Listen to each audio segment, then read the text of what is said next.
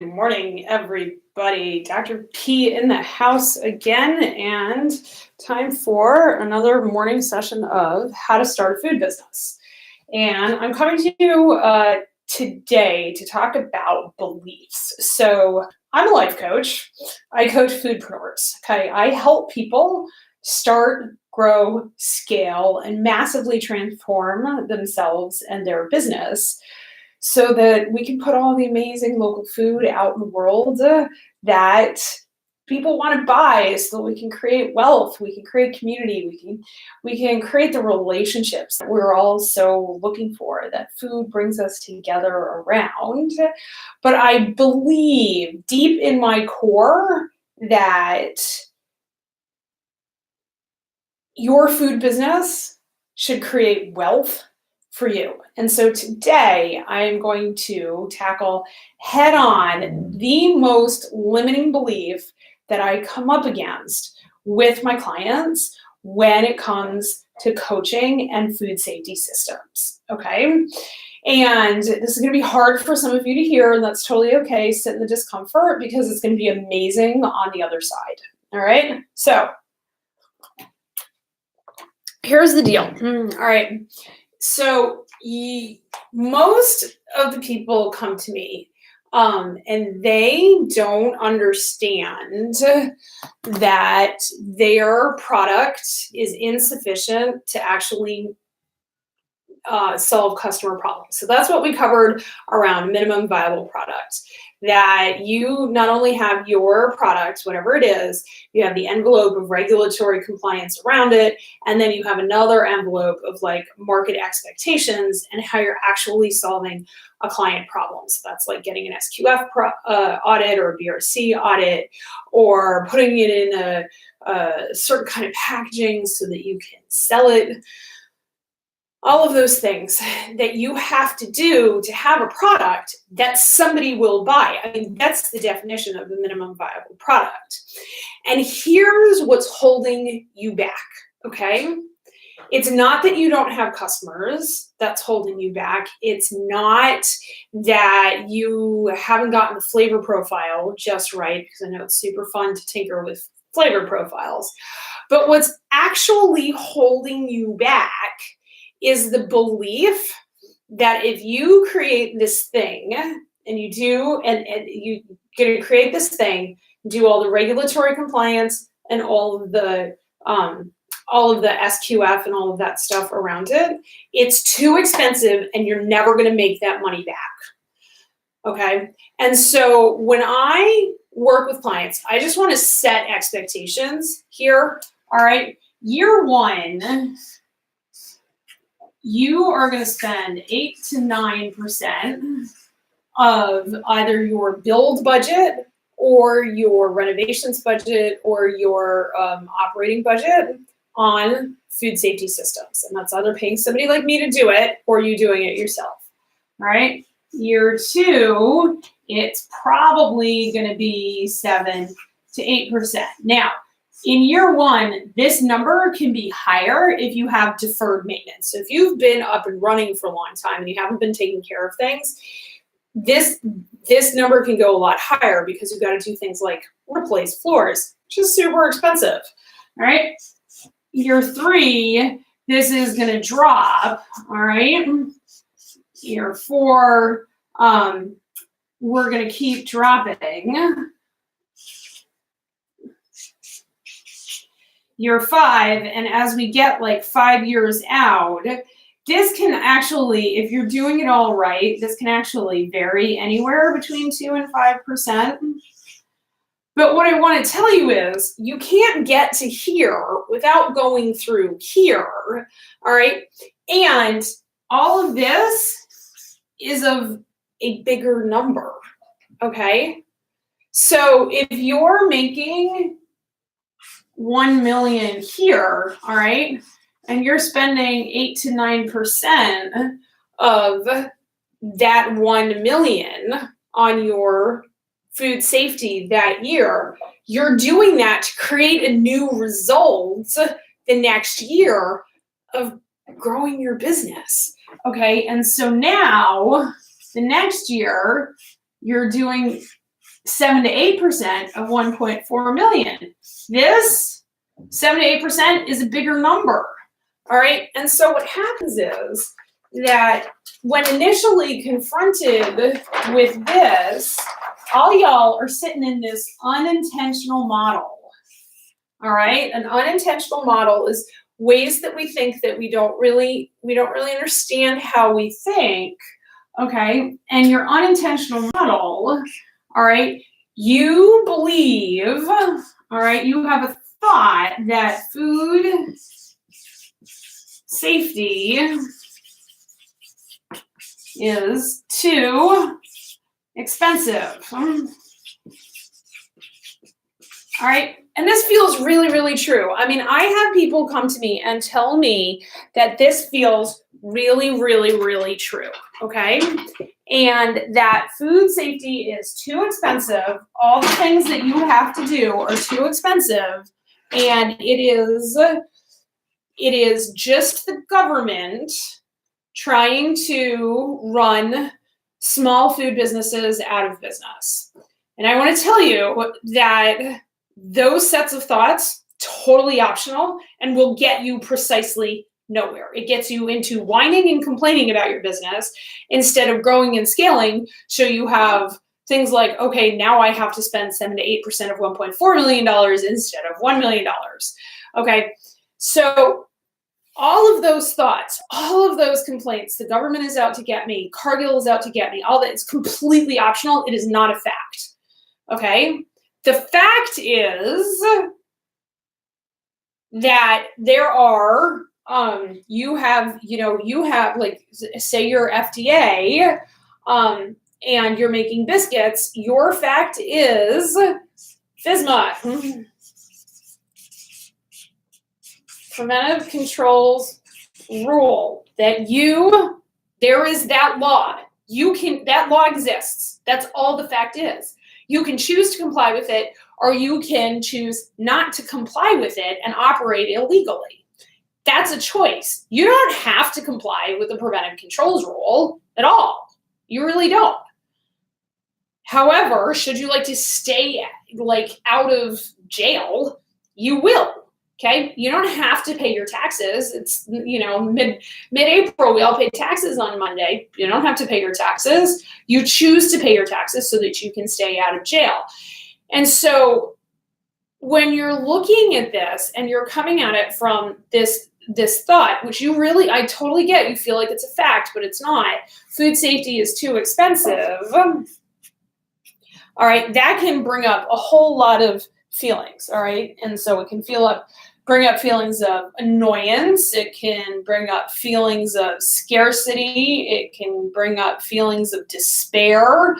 It can bring up, all these negative emotions. And that's, those are just negative emotions. All right, so food safety is too expensive. You're looking out there and you're like, how am I going to do this? So you're in despair. All right, and then from despair, you do a whole bunch of things. Most of it's going to be buffering, all right, in the form of complaining to everybody that food safety is too expensive. All right, you are not going to write your food safety plan.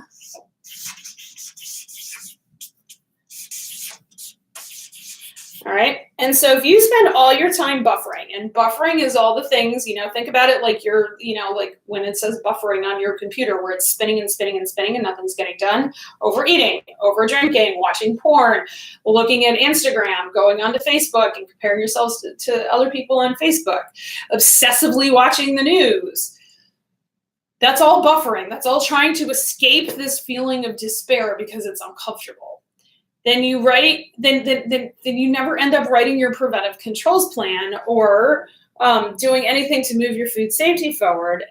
And then you create these results, and these are unintentional results, but these are the results that you're living in, that you never make the money from selling your food because you can't sell your food without this compliance legally. So you just don't do anything, and you never make the money.